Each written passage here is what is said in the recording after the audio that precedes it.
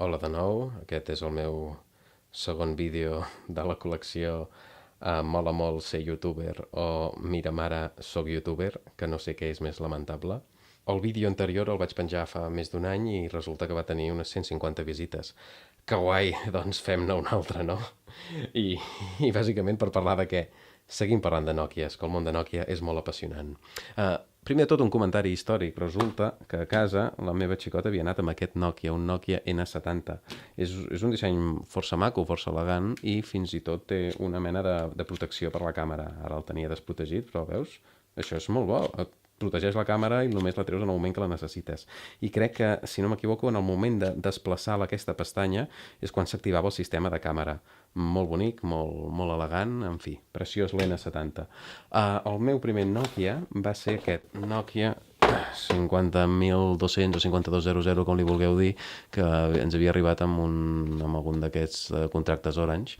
Té molta gràcia, encara conservo aquest mòbil, tot i que, a veure si s'aprecia a càmera, està llardosíssim.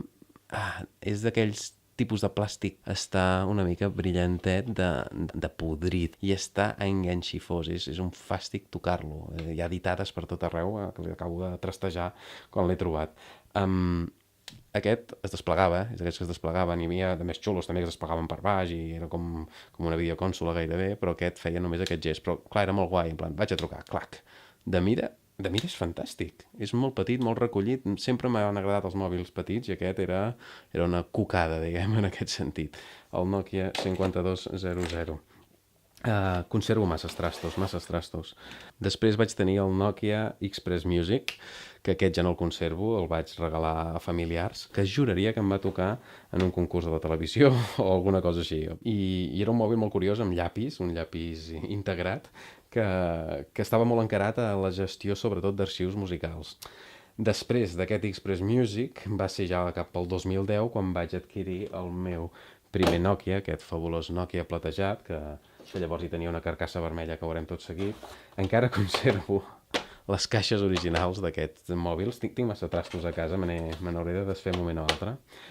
I bé, que era interessant d'aquest mòbil, bàsicament tot, a mi m'ha anat sempre molt bé, ha tingut moltes bones prestacions, molt bona resposta, els mapes de Nokia m'encantaven, la guia de Nokia, la veu, fins i tot tenia l'àudio en català, a banda dels menús, això era xulíssim. Què va passar? Que fa un parell o tres d'anyets em va caure d'un tercer pis i va deixar de funcionar el GPS. Vaig decidir aguantar i anava funcionant bé fins que va començar a tenir algun problemet electrònic, de càrrega, coses així. I vaig decidir substituir-lo. I el millor substitut que vaig trobar l'any passat era a l'Amazon Marketplace i era bàsicament el mateix model de telèfon mòbil, simplement d'un altre color, i fantàstic, amb les mateixes prestacions originals.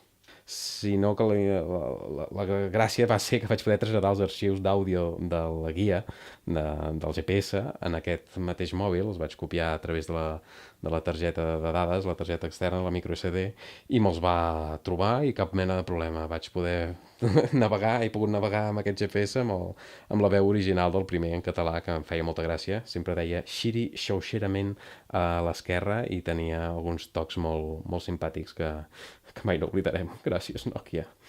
No, ara de debò, aquests mòbils m'han anat molt bé i he estat molt fan del sistema Symbian. Mentre els meus amics es anaven polaritzant entre els iOS i els Android, jo seguia fidel al Symbian, no? Això que deia, el vaig jubilar l'any passat i em vaig trastocar i vaig comprar aquest model que hi havia a l'Amazon Marketplace. És més, fins i tot li vaig col·locar la carcassa que vaig comprar originalment amb el primer, que la vaig comprar llavors en un basar xinès i clar, com que acabava de sortir el mòbil, llavors estava nova de trinca, atenció.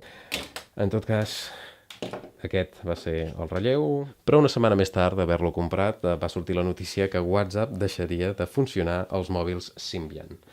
O sigui que se m'havia acabat la conya, no? Tot i que encara el WhatsApp m'anava aguantant, va anar patint alguns accidents, per exemple, que hi ha una esquerda que no sé si es pot apreciar, a la part superior de la pantalla, perquè em va caure a l'hospital quan havia nascut la meva filla, suposo que amb l'emoció em va caure a terra en un moment o altre, el mateix dia o l'endemà, i va patir aquesta esquerda, que és de tots els Nokia que he tingut, és l'únic que ha tingut una esquerda, Finalment em va arribar un avís en el propi WhatsApp que em deia que a finals d'any, a finals de 2016, em deixaria de funcionar el WhatsApp. Bueno, doncs esperem a cap d'any i demano alguna cosa corrents per Reis, ja tenia un parell d'idees. Arriba cap d'any i em arriba un nou avís en el WhatsApp dient-me que fins al març encara el podré fer servir. Fantàstic. Doncs fins al març a fer-lo servir. Què va passar? Que el març, arriba el març i arriba un nou avís de WhatsApp dient-me que fins al juny el podria fer servir. De manera que em vaig adonar que no tenia molta pressa. Paral·lelament, a principis d'aquest 2017, va sortir al Mobile World Congress l'anunci de Nokia dient que tornava a fer mòbils, que havien ja trencat tractes, que Windows ja no estava al darrere, Microsoft ja havia perdut l'interès en Nokia, i Nokia estava rellançant una nova línia de mòbils amb Android. Total, comencen a arribar notícies que Xina està agradant, que s'ha venut molt bé, llavors va cap a Xile, va cap a la Índia, se senten rumors ja d'Holanda, Alemanya, no hi ha notícies d'Espanya, contacto, no diuen res, comença l'estiu, jo vaig fent tan tranquil, vaig tirant passant de les amenaces que diuen que WhatsApp se m'acaba al juny, i WhatsApp és una eina que realment faig servir molt i pensava que seria el motiu principal per canviar de mòbil. La tercera setmana de juliol, WhatsApp em deixa de funcionar. Finalment, ja tocava. O sigui que havia arribat el deadline, la data límit, per comprar finalment un nou mòbil. Vaig fer una recerca absoluta i quan vaig localitzar un que em feia el pes, que no passés a 300 euros, vaig comprar. Quin vaig comprar? Quin seria el relleu aquest magnífic Nokia que havia tingut fins ara? Doncs ni més ni menys que aquest. Em va arribar abans la funda, una funda vermella, ja veieu una mica per on van els trets, i m'ha arribat aquest paquet. Lògicament ja l'he obert un cop, per això està d'aquesta manera, no és que m'hagi arribat d'aquesta manera. Venia molt més ben empaquetat que això, he volgut fer un simulacre de com estava originalment per fer una mica aquesta mena d'unboxing estrany en paper en paper film. I, clar, el primer que m'ha cridat l'atenció és la presència d'un adaptador de la senyal anglesa a la senyal espanyola, diguem, un adaptador elèctric.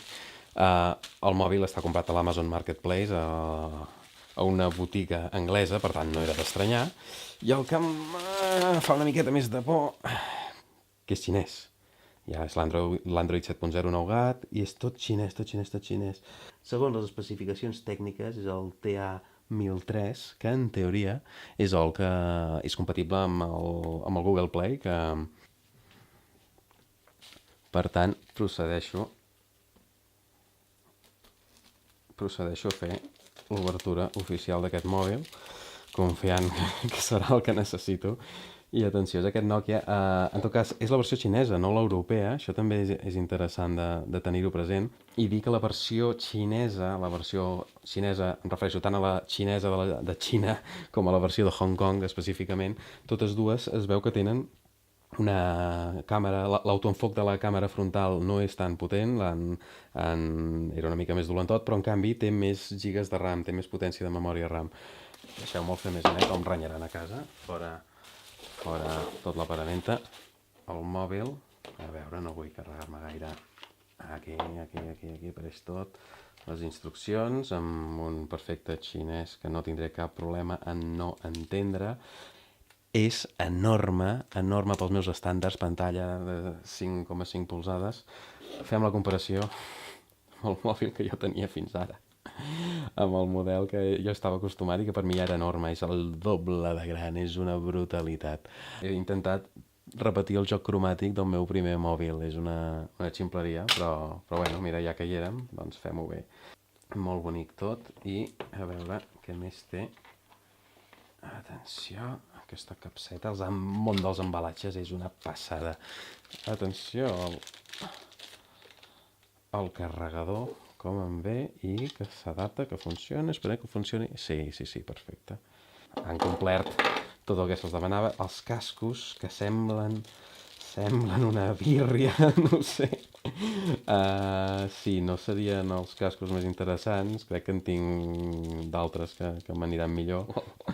Però a veure, tenim el mòbil, ara serà qüestió de començar a provar-lo, entrenar-me i veure on anem a parar. Apa, feliç aniversari per mi. I Aquest Android 7... Aquest Android 7 es diu Nougat i no té el català com a idioma disponible. Els meus Nokias anteriors tenien el català com a idioma disponible, Això és un pas enrere.